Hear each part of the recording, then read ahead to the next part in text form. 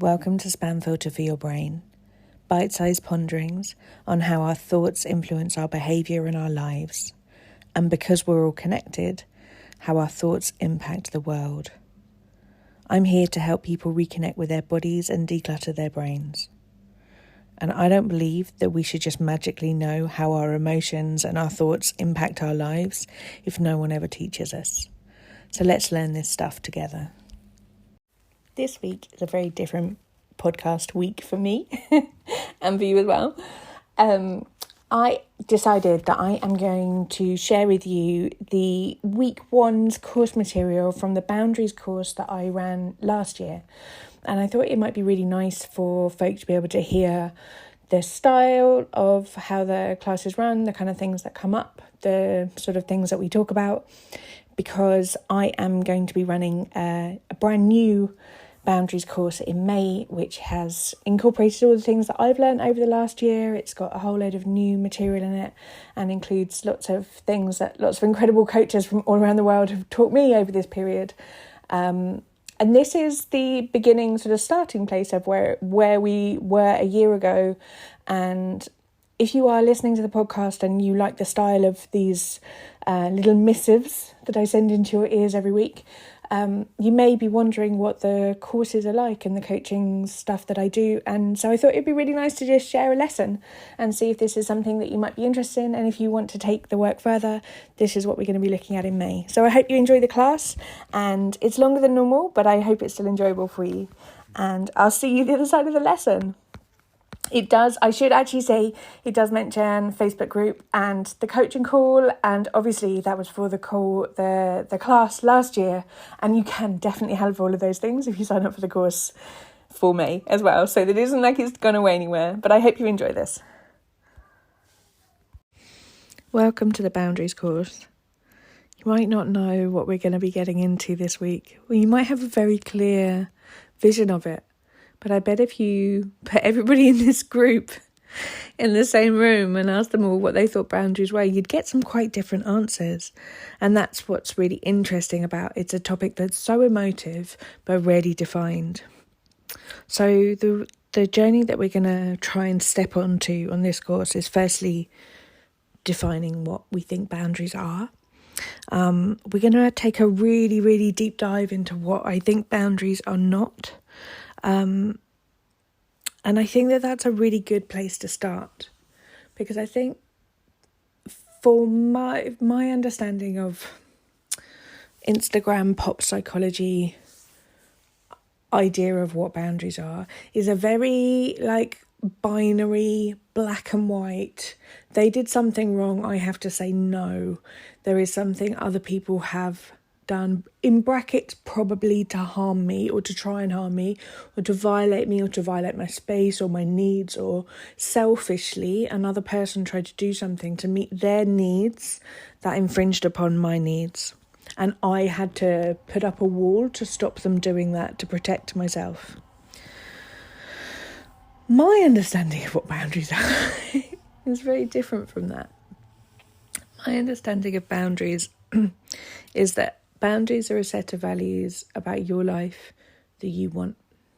That's it. What this puts us in the space of is trying to look at boundaries themselves as neutral. A boundary isn't something that is bad or wrong. A boundary is not something about someone else's behaviour that is bad or wrong. A boundary itself is neutral.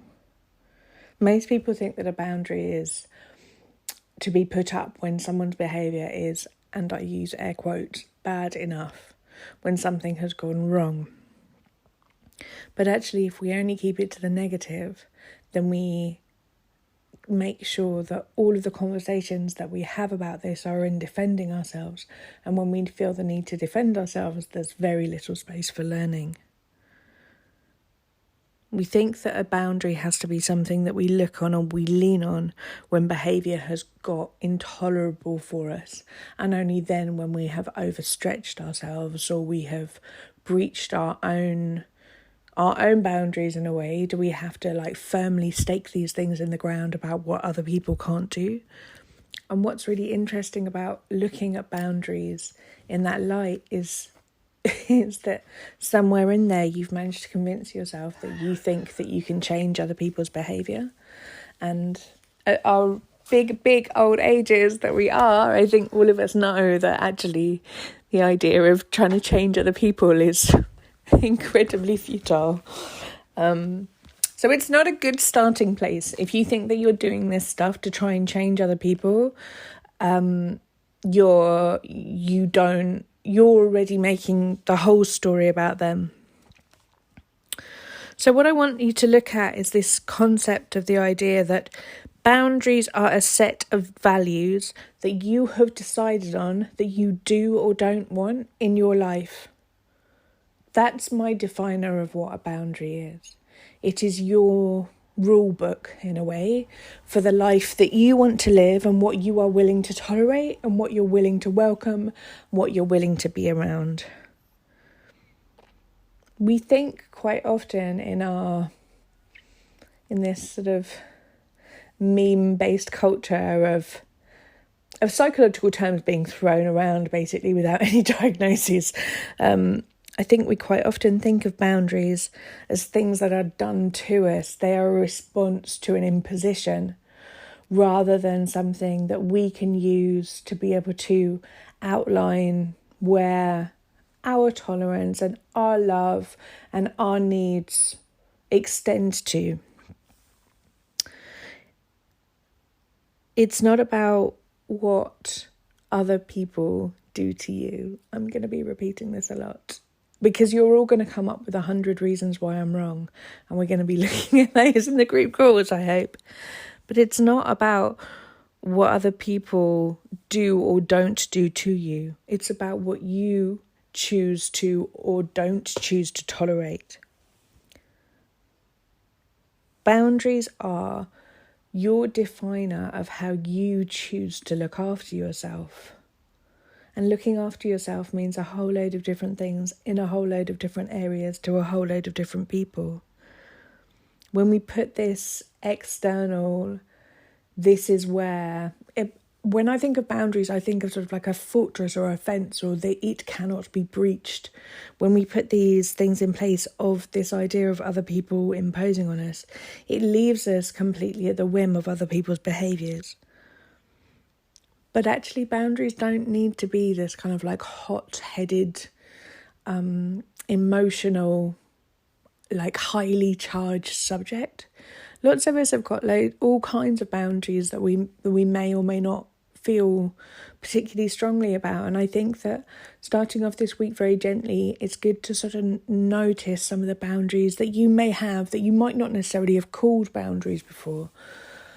Try and think of some off the top of my head. Like, I have a boundary that I think it's respectful. I'm already putting loads of judgment on it. I think it's respectful if I'm going to go and snog someone that they've cleaned their teeth. I don't have any kind of emotional charge, whether that's like right or wrong. Like, for my life and my body, it's what I'm choosing. I think it's fair that people have good dental hygiene. See, all this value judgment I'm putting on it. If I'm going to snog them, why is that the example, Anna?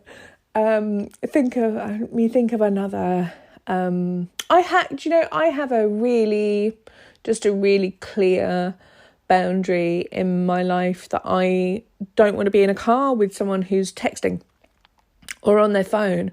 And this is really a really interesting one, because I think this probably most of us found that this became socially unacceptable in a very short period of time, like over the course of 2 years.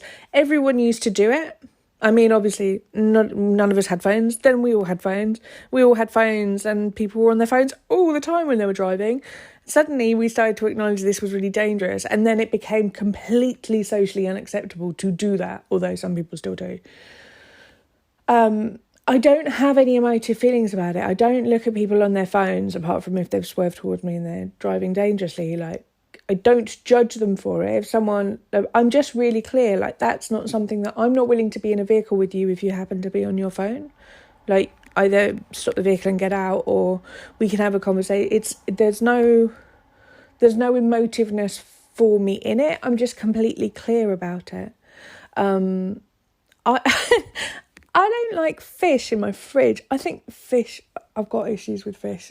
Nothing that smells like that's going back in my mouth. Maybe we're back on the dental hygiene. Is this class too much?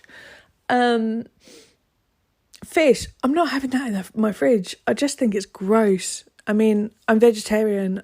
There is emotive issues, possibly more about that.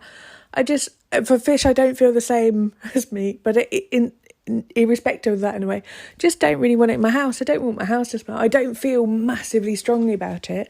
I'm just sure that that's how I feel about it. And those are all boundaries. So I think that it's probably quite useful for you to think about some boundaries you have that are non-emotional boundaries, just to start sort of normalising them and think that it isn't something necessarily... I think when people talk about boundaries, they quite often... they think that they're gearing up for battle. And actually, there are loads of boundaries that we put in place just to landscape the life that we choose. The problem with this idea that we have that boundaries are about what other people do to us, or when other people have crossed this line, they have violated our boundaries, which we may or may not have stated. More on that later. Is that there's just so much second guessing about what someone else did, what their intentions were, what their motivations, why they should have known, how could they do that. You just get so caught up in the drama of other people. And who has that energy? You might not agree with me whether you think that a boundary is about your set of rules or whether you think that a boundary is about whether someone else has done something right or wrong. But frankly, like, what are your other options? You can just go around like judging and hating other people. Like, it's just exhausting. Second guessing what other people's game plan was the whole time. Like, I mean, if you have that energy and that desire, like, you steam right ahead. But I'm tired. I'm tired and we're conserving over here. So I like to keep my own story because that's complicated enough to try and work out what's going on in my own brain. There's no way I'm going to be able to second guess what's going on in someone else's brain. And honestly, the chances are they probably don't know in the first place. So the more that you can stick in your own story, the more chances I think you have of being able to keep yourself in the driving seat. It's just really important to remember that boundaries are about cultivating the life that you choose. And boundaries are just a set of decisions that you get to reclaim agency over what you want in your life. So that is the beginning intro of what I think boundaries are. The important thing that is going to cause a lot of confusion, I think, for most people, is this understanding of what I think boundaries are not. And boundaries are not a set of judgments on other people about what they can and can't do to you. If you don't have... I was going to say you don't have the right, but frankly, you don't have the ability to set boundaries for others. Everyone is out there grown-upping themselves and will be setting their own boundaries. So the more that you step into your own power and agency, if everyone took accountability for themselves, we'd all be winning. It's because we keep getting involved in other people's business and keep writing other people's stories in our heads and not letting them know about it, that it all gets terribly muddled. So basically what I'm asking you to do at this stage, somewhat unkindly, is to try and forget everything that you've learned about boundaries before, or maybe what even you've thought about boundaries before. How can you bring it all home? How can you make this about your story? What's really unhelpful about this idea of like boundaries being something to protect yourself from other people is that it gives you no agency. You are completely them at the whim of waiting for other people's behaviour to change, other people's thoughts to change, other people's moods to change. Like you're waiting. It keeps you in a position of waiting. And if any of you have ever been waiting for someone to text you back or pick you up or have ever been stood up, It's like waiting is an ugly place. It is such a painful, in your stomach, visceral, like waiting to exhale nastiness. And we have the ability to transform that just by bringing this all back to ourselves and our own stories. So another way that you could frame this, and this is the one that I think might be the way of phrasing it that really brings it home to people, is trying to phrase it that, or to try and comprehend that boundaries are not a set of rules that you lay down to manipulate other people to behave how you want them to. It's really hard. We all want other people to behave according to the rule book that we invented. But actually, they're not going to. They're absolutely not going to. And as long as we are spending our energy trying to control other people into behaving in a way that we think is acceptable or morally right or correct, we just spend our time and our energy living someone else's story for them, or judging them, or a whole load of other stuff. Like, people are gonna people, and what you need to keep bringing it home to is, what do you want? Do you like it? Is it something that you want to be around? Is it something you want to tolerate? Is it something you want more of? Is it something that you love? Is it something that you can see from someone else's side? Like, keep bringing it back to your story. Because if you make the boundary about other people's actions, you're going to want to change them. And your boundaries cannot be about how you want other people to behave. And because, I'm sure I know lots of people on the course of parents, like, you can try all you like to try and tell other people how they should behave. They're probably going to do the thing that they think is right. And there is very little you can do about that. I think once you step into this, and I know that it's quite a challenging idea, the boundaries are not about what other people do. Once you get into that sort of headspace, you can then start to have a little bit more room to think about, now that you know that other people probably aren't going to change, you can accept their actions as part of their story, and you can accept your responses as your responsibility. If you believe that a boundary is about what someone else has done to you, or if you make that their behaviour wrong or bad, or you're trying to push them into changing or manipulating them into behaving a particular way by stating your boundary. So think of an example. I'm like, I'm going to put the boundary down of like, I want you to do the washing up, or else.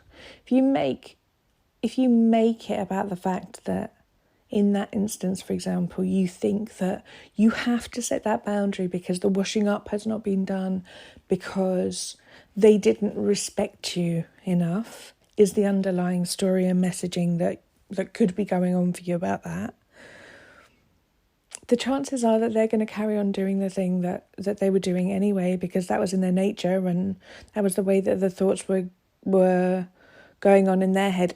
Frankly, quite often probably has nothing to do with you. And when they don't change, you're going to use this as evidence that you were right about the bad thing that you completely invented, that they were thinking about you or disregarding you or how you feel about them. It spirals really quickly.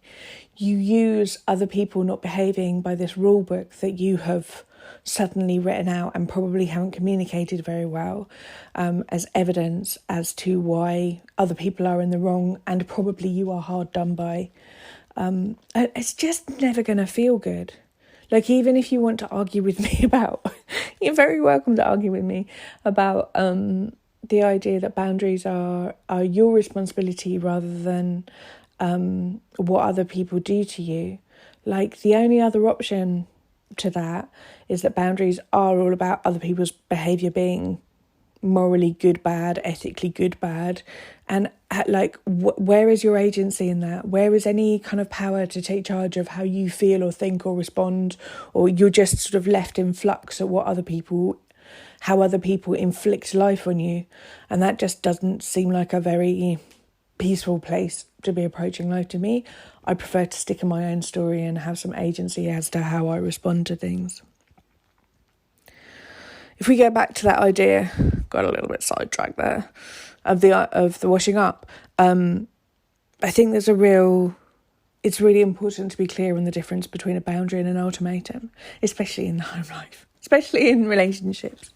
And the difference between a boundary and an ultimatum, really clearly to me, is that a boundary is something that you're willing to enforce, and an ultimatum's a threat.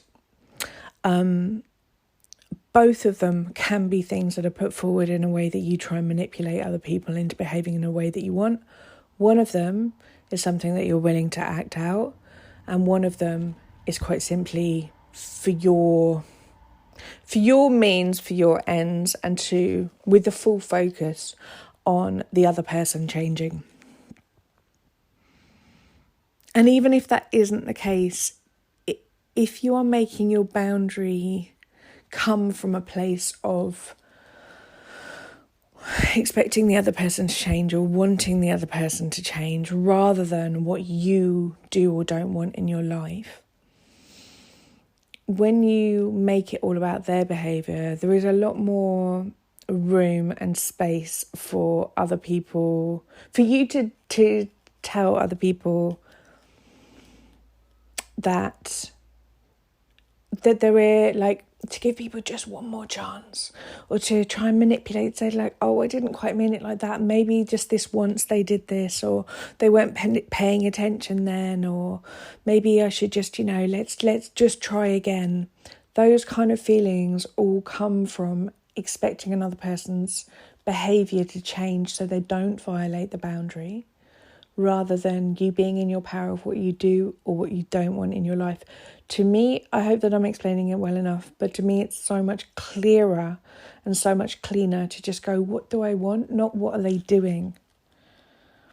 These kind of chances to change, or I'm sure lots of you who have friends, you've seen them go back to a partner repeatedly over and over again, just because they are willing to flex these kind of boundaries that have quite often had empty ultimatums at the end of the relationships, and they like maneuver around and bend and flex all kinds of their own needs, necessities and desires because that they're hoping the other person will change. And when a boundary comes from rejection of another person or their behaviour, you're just not keeping in your own story. You're getting involved in their, why did they do that? How could they have done that? I wish they hadn't. What were they thinking? It's just taking so much of your heart, soul and time trying to second guess a narrative of something that's going on in someone else's head. It's never, frankly, other people's behaviour isn't there for you to reject or to take or to make any kind of value judgments on. Like, everyone is allowed to do the things that they're allowed to do. The whole legalities and laws aside, there is a whole load, obviously, whole different conversation to be had there. But everybody's allowed to make their own choices. If you stay in your story and you stay within your agency and you stay within your power and your decisions about what you want to create in your life, then you get to be the person who maps your own horizons, who writes your own script, and who decides what your life is going to look like. Your disapproval will never change another person. Sorry to break that to you. Sorry to break it to you, because I suspect when I say that, everybody has like that one person, they're like, yeah, but that person. I'm still going to carry on disapproving of that person. Frankly, you got better things to be doing with your time. You've got You just have so much more energy and space and freedom. And life is so much lighter when you are not involving yourself in other people's narratives.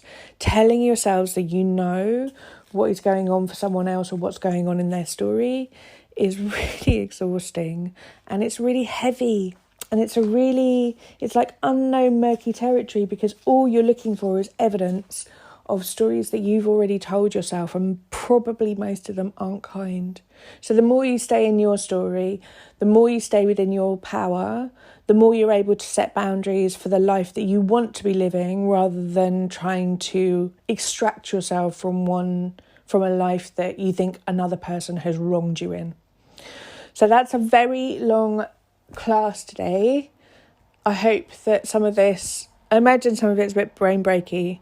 We have the note section in the workbook. Please do use it, and please do write down thoughts that you have and all of the reasons why you want to argue with me, to bring to the group call, because it's really good to have people eager to chat about this stuff. We've got the Facebook group up and running for you to pop things in there. Really happy to chat about this stuff before the group call. If you would like to pop things in there, and we can open up the conversation. And I look forward to seeing you on Wednesday night. Please do take care of yourselves and enjoy going through the workbook. If you're enjoying what you're hearing on the podcast here, I would love to invite you to Self-Care School.